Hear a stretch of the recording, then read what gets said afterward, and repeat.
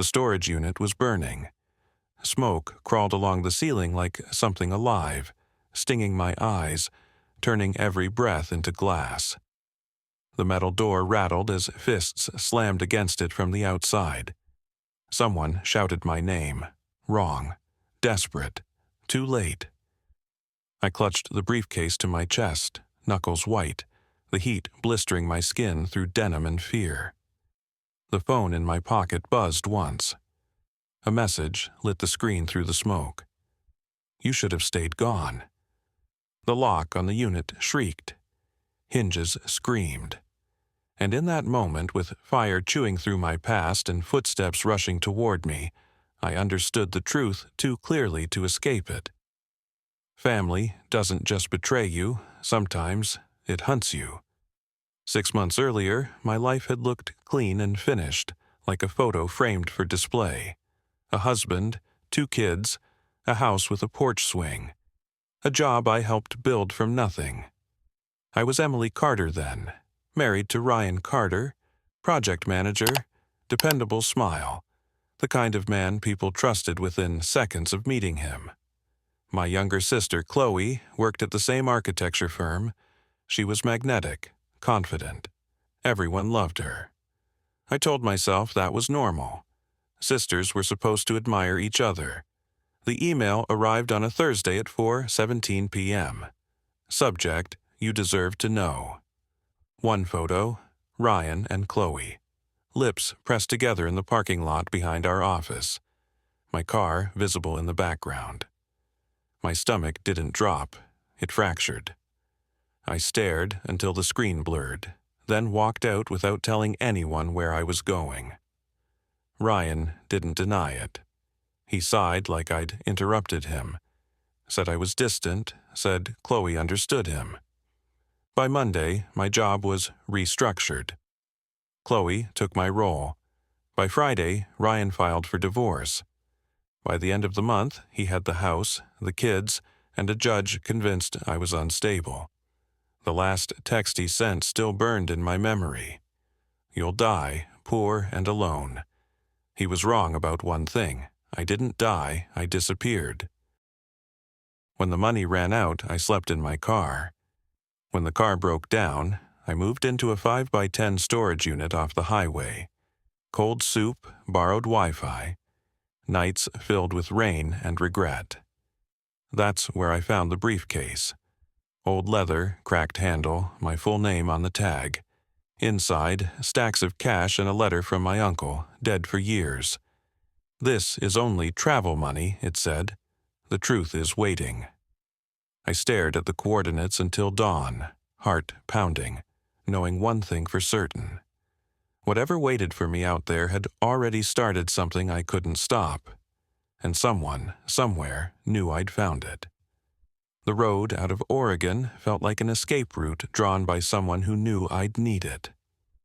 I left before sunrise, the briefcase wedged under the passenger seat, $49,000 wrapped in plastic like a secret that might dissolve if it touched air. Every mile marker peeled something off me. My marriage, my job, the woman who still believed explanations mattered. Gas station coffee burned my throat. Cheap motels blurred together. I slept with my shoes on and the briefcase within arm's reach. By the second day, I noticed the first thing that didn't feel random. A gray pickup. It was behind me at a rest stop outside Spokane. Same truck again 2 hours later, parked crooked at a gas station while I filled up. I told myself I was paranoid. Trauma does that. Makes patterns out of nothing. Still, I didn't linger. The letter from my uncle stayed folded in my jacket pocket. I'd memorized the coordinates by heart. Montana, Timberwolf Trail, a name that felt less like a place and more like a warning. On the third day, my phone lost signal just as the landscape changed. Mountains rising like broken teeth. Pines packed so tight the sky disappeared between them. The GPS blinked once, then went dark. No service, I laughed under my breath. Of course. The dirt road appeared exactly where the letter promised. Narrow, half swallowed by trees, a rusted sign swinging on one bolt. Private property. Beyond it, a red gate hung open, waiting. The key, taped beneath the briefcase handle, fit like it had been cut that morning. The forest swallowed sound. No birds, no wind, just the crunch of my boots and my own breathing, too loud, too fast. Then I saw it. A boulder shaped like a bear's head, jaws lifted toward the sky. Behind it, a cabin, solid, modern, solar panels crusted with snow. Not abandoned, preserved. The door wasn't locked. Inside, the air smelled of oil and paper.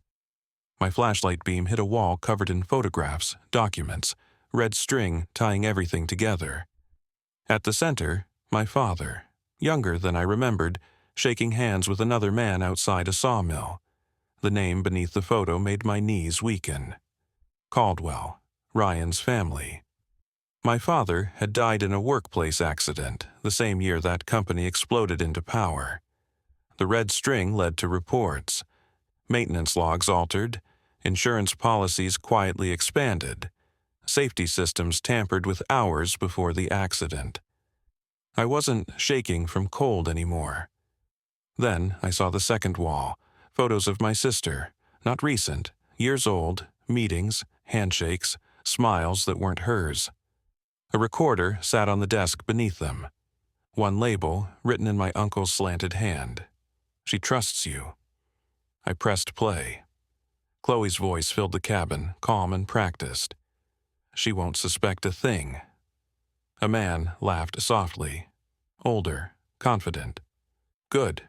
Once she's out, everything passes through the kids." My stomach turned to ice. This wasn't an affair. It was a design. I didn't hear the sound outside at first. The crunch of tires on gravel, slow and deliberate. Then the cabin lights flickered. And somewhere beyond the trees, an engine shut off. I killed the flashlight and didn't breathe. The generator's low hum filled the cabin, steady, indifferent. Outside, footsteps crunched through snow, slow, unhurried. Whoever it was knew exactly where they were going. I slipped the recorder into my pocket, grabbed the folder with my father's name, and backed into the shadow beside the door. The handle turned. Nothing happened. A pause, then a knock. Soft, polite. "Emily," a man's voice called, calm as a doctor delivering bad news. "You don't need to hide." My blood went cold. He knew my name. The door opened anyway. A tall man stepped inside, gray hair under a wool cap, eyes sharp and amused. The gray pickup flashed in my mind. He glanced at the walls, the photos, the red string, and smiled like he was admiring a completed puzzle. "So, Raymond finally let you in," he said. "Took longer than I expected." "Who are you?" My voice sounded smaller than I wanted. He ignored the question. "You look like your father." He had that same expression when he realized he'd already lost. I bolted, past him, through the door, lungs burning as I tore down the path toward the car. Snow grabbed at my boots. Behind me, he didn't shout. He didn't run. A gunshot cracked the air, sharp and final, punching into the tree beside my head. I dove into the driver's seat, hands slick with panic, and slammed the door just as another shot shattered the rear window. The engine roared to life. Gravel sprayed as I fishtailed down the trail, branches whipping the sides, glass raining onto the seats. I didn't stop until the road hit pavement. An hour later, parked beneath flickering fluorescent lights at a nowhere town gas station, my hands were still shaking. I checked my phone. No signal. But there was one new message. Time-stamped 5 minutes earlier. "You weren't supposed to listen to the tapes." I drove all night after that, chasing signal, chasing air, chasing the thin hope that someone out there wasn't already bought. When my phone finally buzzed alive near the Idaho border, it rang immediately. "Unknown number." I answered. "You found Raymond's cabin," a woman said. Her voice was clipped, professional. "If you want to stay alive, you need to do exactly what I say." "Who is this?" "Someone who's been waiting 30 years for that evidence," she replied. "And someone your sister is about to kill to keep buried." The line went dead. Across the highway, headlights appeared in my rearview mirror. Gray pickup, closing fast. And this time, there was nowhere left to run. The gray pickup rode my bumper like it owned the road. Headlights flared in my mirrors. Too close, washing the inside of the car in white. I pushed past the speed limit, tires whining as the road curved through dark forest. No cell service again. Of course. My hands locked on the wheel, jaw clenched so hard my teeth ached. A turn appeared out of nowhere, sharp, unlit. I took it without thinking. The pickup followed. The road narrowed into a service lane, potholes hammering the suspension. I spotted a rest area ahead, one of those half-forgotten pullouts with a single bathroom and a soda machine that never worked. I killed my headlights 10 yards before it and rolled in silent, heart pounding so loud I was sure he could hear it. I grabbed the briefcase and ran. The restroom door was unlocked. I shoved inside, locked it, crouched behind the cracked tile wall. My lungs burned. Outside, the pickup rolled in slow. Door opened, boots on gravel, unhurried. He knocked once. "Emily," the man called again, patient. "You're making this harder than it needs to be." I pressed my hand over my mouth. Another knock, louder. Then his phone rang. I heard his voice change. Respectful now, subordinate. "Yes, she has it. No, I won't rush." Silence, footsteps retreating. I waited 5 minutes. 10. When I finally peeked out, the pickup was gone. I didn't stop shaking until sunrise. I drove until I found a motel with cameras and people and noise. Paid cash, didn't sleep. I replayed the recording again and again. Chloe's voice looping in my head like poison. She trusts me completely. By noon, my phone rang. Same unknown number. "My name is Mara Ellison," the woman said. "Federal investigator, off the books. The people after you don't officially exist, and neither do I, yet." "You said my sister. She's been in this longer than you think," Mara cut in. "Your husband was leverage. Your job was access. Your kids were insurance." My vision blurred. "Why not just kill me?" A pause. "Because your uncle made you inconvenient." She told me to come to Seattle, to bring everything. No police, no friends, no warnings. That night, I dreamed of fire. On the drive west, I checked my email at a diner. One new message. No sender, no subject, just a photo. Liam and Sophie sitting on a couch I didn't recognize. Sophie clutched her stuffed bunny. Liam stared straight at the camera, jaw tight. Beneath it, one line, "Turn around." My phone buzzed immediately after, Ryan's name lighting the screen for the first time in months. I answered, already knowing this was the moment everything tipped. "Emily," he said softly, "you're scaring the kids." In the background, I heard Sophie cry, and I realized the truth too late. Seattle wasn't a rescue, it was a trap. I didn't turn around. I pulled into traffic so hard the tires screamed. Diner patrons staring as I tore back onto the highway. Ryan's voice stayed in my ear, calm, controlled, the same tone he used with clients when he already had the upper hand. "They miss you," he said. "Chloe's been holding things together, but it's been hard on them." "Put them on," I snapped. A pause, too long. "Sophie's sleeping," he said. "Liam doesn't want to talk right now." I laughed, sharp, broken. "You're lying." Another pause. Then his voice dropped, stripped of warmth. "You've been busy, Em, driving around with things that don't belong to you." I hung up. 10 minutes later, A black SUV slid into my rearview mirror. No plates. Tinted windows. It didn't rush me. Just stayed there, steady as a shadow. When I changed lanes, it followed. When I slowed, it slowed. I took the next exit, industrial, empty. The SUV followed. So I did the only thing left. I drove straight to the Seattle FBI field office. I didn't park. I ran inside barefoot, briefcase in one hand, screaming my name at the front desk like it was a weapon. Agents moved fast once I said kidnapping. Once I said evidence. Once I dropped the recorder on the counter and Chloe's voice spilled into the lobby. Everything blurred after that. A woman with steel-gray eyes introduced herself as Agent Mara Ellison. Same voice, same calm.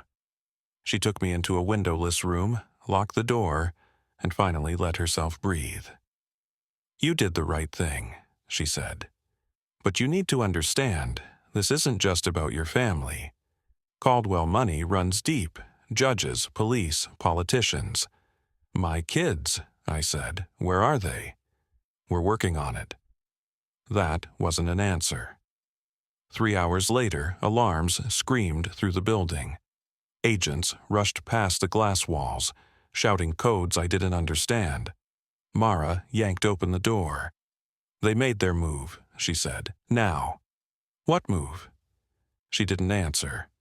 She grabbed my arm and dragged me through a back stairwell, down into the garage. Black sedans waited, engines running. As we peeled out into traffic, my phone buzzed again. Unknown number. Mara swore. "Don't answer it." I did anyway. This time it was Chloe. Her voice was shaking. Real. "Emily, I never wanted it to go this far." "Where are my children?" I whispered. "They're safe," she said quickly. "But that depends on you." The line crackled. A man's voice cut in, older, amused. "You have something we want," he said. "Bring it to the storage unit on Route 9, the one you used to live in." My chest tightened. "I thought you burned it," I said. He laughed softly. "We rebuilt it." The call ended. Mara stared at me as the city lights streaked past. "They're pulling you back to the beginning," she said. Outside, traffic slowed. Ahead of us, an accident flared. Cars stopped, smoke rising. Too late, I saw the gray pickup blocking the next lane, and every exit closing at once. The convoy never made it out of downtown. The accident ahead wasn't an accident at all. 2 sedans boxed sideways, hoods smoking, hazard lights blinking like a warning too late to matter. Our driver swore and slammed the brakes. Before anyone could react, the gray pickup lurched forward, blocking us in from behind. Doors flew open. Men moved fast, not panicked, professional. Mara shoved me down between the seats as glass exploded from the rear window. A gunshot cracked so close my ears rang. Agents fired back, shouting, the garage-level echo turning everything into chaos. I felt the car jerk as we were rammed from the side. "Emily!" Mara yelled. "Run when I say—" The passenger door ripped open. Hands grabbed my arm. I kicked, screamed, felt a needle sting my neck. The world tilted. I came to in darkness, wrists zip-tied, head pounding like it was splitting open. The smell hit me first. Oil, rust, damp concrete. A familiar echo, storage units. Fluorescent lights flickered on. The door across from me rolled up with a metallic shriek, and there it was.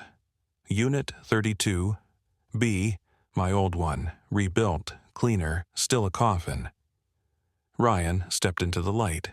He looked relieved, like he'd finally fixed a problem that had been bothering him too long. "You always did make things dramatic," he said gently. Behind him, Chloe hovered near the wall, arms wrapped around herself. She wouldn't meet my eyes. "Where are my children?" I asked. Ryan gestured. A side door opened. Liam stood there, stiff, trying to look brave. Sophie clutched his jacket, eyes red. My heart broke so violently I thought I might die on the spot. "They're fine," Ryan said, "because I made sure of it." "You used them," I said. "Just like everything else." He shrugged. "You were supposed to stay broken." That was the plan. A man stepped out of the shadows, the one from the cabin. Older, calm, predator eyes. "You have our property," he said, "the evidence, the rights, the money." "I gave it to the FBI," I lied. He smiled. "No, you didn't. You're smarter than that." Chloe finally spoke. "Emily, please, just give it to them. We can end this." I laughed. It surprised all of us. "You still don't get it," I said. "It already ended." The older man frowned. "What did you do?" I met Ryan's eyes. "I mailed copies, everywhere. If I don't check in every 12 hours, it all goes public." Silence. Then Ryan slapped me, hard. Blood filled my mouth. Sophie cried out. Liam surged forward, furious. And that's when the siren started. Distant at first, then multiplying, screaming closer by the second. Mara's voice boomed through a loudspeaker. "This is a federal operation. Step away from the hostages." The older man cursed. Ryan backed up slowly, realization dawning. "You planned this." I smiled through blood. "I learned from the best." Gunfire erupted. Smoke filled the unit. And in the chaos, Chloe grabbed my arm, not to stop me, to pull me free. Chloe dragged me sideways as bullets tore through the thin metal walls, sparks screaming where they hit. The world became noise and motion, sirens shouting, Sophie crying my name. Someone tackled Ryan, someone else went down hard. I didn't look back. We burst out a side door into freezing night air.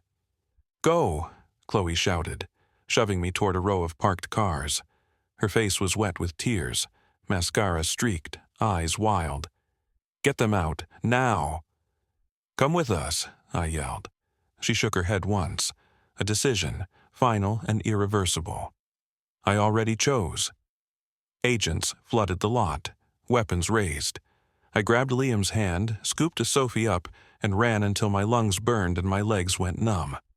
An agent ushered us into a cruiser, slammed the door, and peeled away as the storage units disappeared behind us in flashing red and blue. Inside the car, Sophie clung to me like I might vanish if she let go. Liam stared out the window, jaw locked, too old to cry, too young to carry what he'd just seen. "Is it over?" he asked. I wanted to say yes. I didn't. At a safe house north of the city, agents moved us through hallways that smelled like bleach and coffee. Mara found me in a small kitchen an hour later, face pale, hair pulled back tight. "They've got Ryan," she said, "and Caldwell's fixer from Montana. Multiple warrants, federal, state, everything." "And Chloe?" Mara exhaled. "She turned state's evidence, gave us locations, accounts, names we didn't even know existed." My chest tightened. Relief and grief tangled until I couldn't tell them apart. "She asked for you," Mara added, "before we took her in." I shook my head. "I can't." Mara nodded. "You might have to." 3 days later, I sat across from Chloe in an interview room divided by glass. She looked smaller, not fragile, emptied, like someone who'd finally stopped running. "I didn't think it would hurt like this," she said quietly. "You planned it," I replied, "every step." "I was a kid when they found me," she said. "They told me I was special, that Dad died because he was weak, that you'd understand one day. You could have stopped." "I tried," she whispered. "By the time you married Ryan, it was already locked in." Silence pressed in. "They're going to take everything," she said. "The money, the company, the name." "They should," I said, her eyes filled. "Will you let me see them, the kids?" I stood. That's not my decision anymore. The trial came fast. Faster than anyone expected. Evidence stacked too high, too loud to bury. The recordings, the paper trail, the money. Ryan avoided my eyes in court. The fixer didn't. He smiled like he still believed in escape. The verdict erased that smile. As the gavel fell, I felt something uncoil inside me. Not victory, release. Outside the courthouse, snow began to fall, soft and quiet, covering the city in white. Liam slipped his hand into mine. "Mom," he said steady, "we're okay now." I squeezed his hand back, knowing one thing for certain. Whatever came next wouldn't be built on lies. And I was done running. Freedom didn't arrive with silence.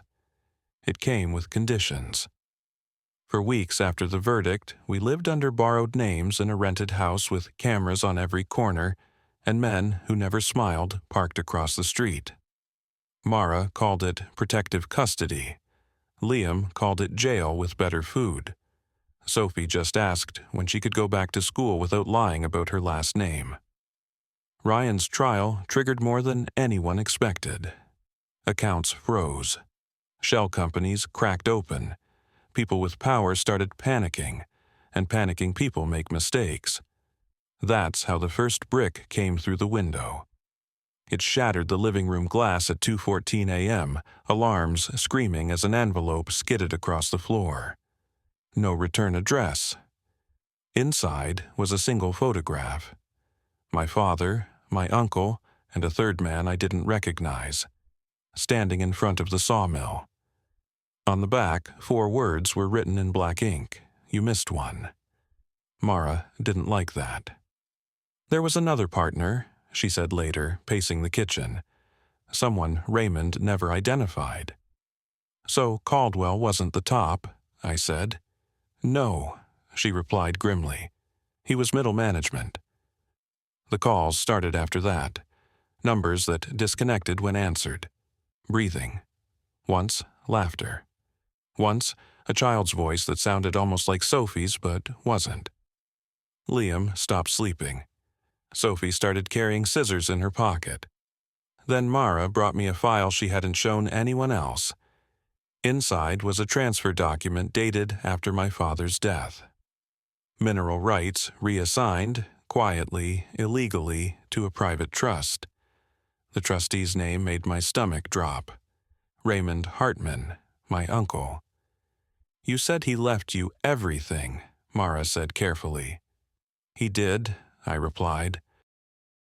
"That's what the will said. But this transfer happened years earlier," she said, "before he disappeared." The implication settled like poison. That night, alone in the dark, I replayed the words from his letter. Only when the lies are stripped away can you see the truth. What if Raymond hadn't just been protecting me? What if he'd been hiding something from me? My phone buzzed at 3:06 a.m. One new message. Unknown number. "You were never supposed to survive this far."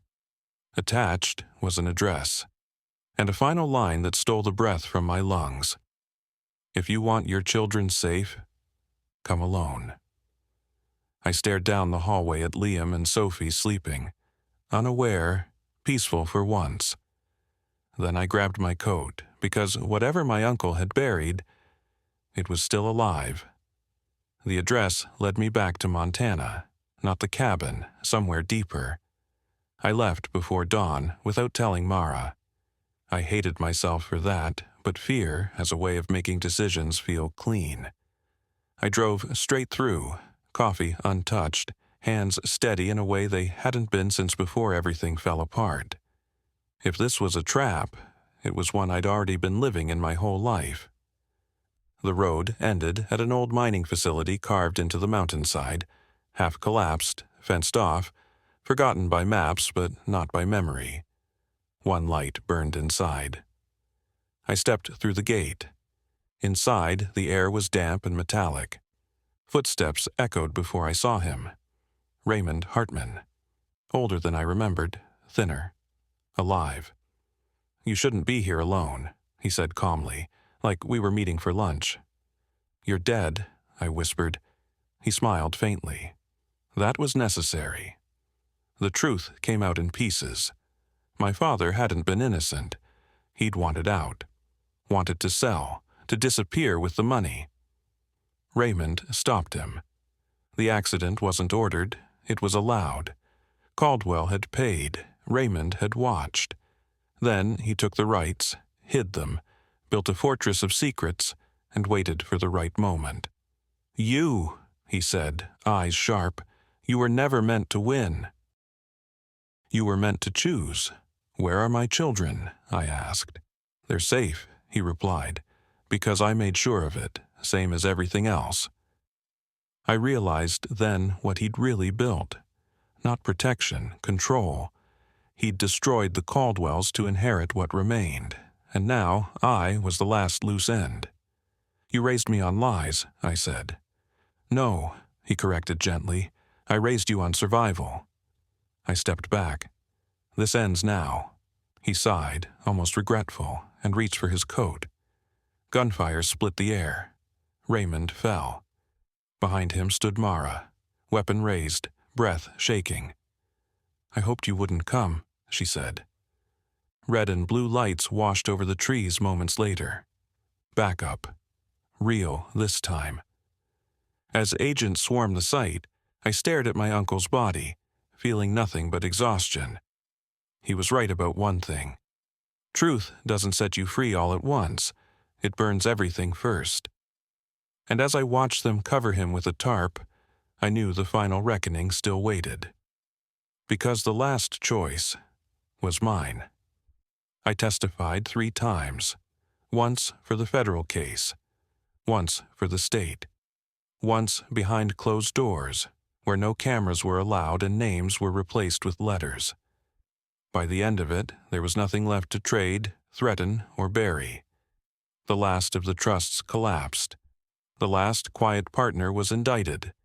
The story that had owned my family for 40 years finally ran out of places to hide.